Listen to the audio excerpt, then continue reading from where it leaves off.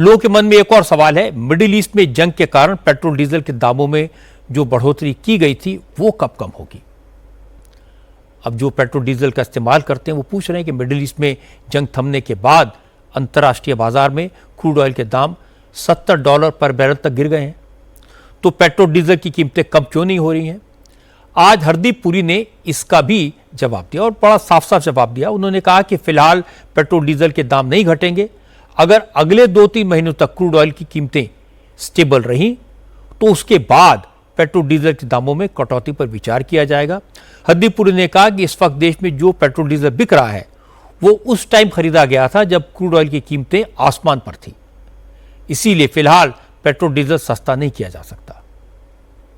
पिछले 4 वर्ष में दिल्ली का मैंने उदाहरण लिया। दिल्ली में पेट्रोल का दाम जो है वो 96 रुपए से 102 रुपए गया, तो उतना बड़ा है।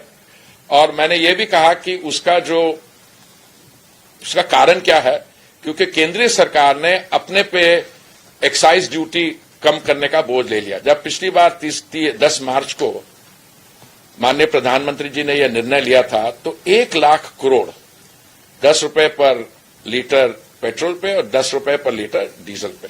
और मैंने ये भी अपनी तरफ से ये जानकारी देने की कोशिश की कि अभी जो उनके पास स्टॉक है प्राइवेट सेक्टर और ऑयल मार्केटिंग कंपनी का, वो स्टॉक जो 2-2.5 महीने पहले का खरीदा जब दाम ज्यादा थे। और आपका प्रश्न कि कब और कम होगा, जब इस दाम पे अगर होगा तो उसका आने वाले समय में दिखेगा। उस समय क्या स्थिति होगी वो मेरे लिए उचित नहीं होगा टू स्पेक्युलेट।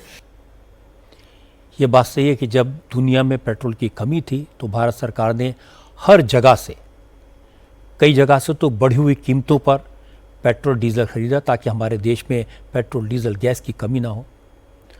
आज बहुत दिनों बाद में इनकी कीमतों को लेकर हरदीप पुरी ने स्थिति साफ की है। जहाँ तक जनता की बात है, लोग ये आज भी उम्मीद लगाए बैठे हैं कि कीमतें जंग की वजह से बढ़ी थी, जंग ख़त्म हो गई है। वो देख रहे हैं कि पूरी दुनिया में पेट्रोल डीजल की कीमतें कम हुई हैं, ऑयल $70 पर आ गया है, तो फिर हमारे यहाँ कम क्यों नहीं होता, ये सवाल लोगों के मन में अभी भी बना हुआ है।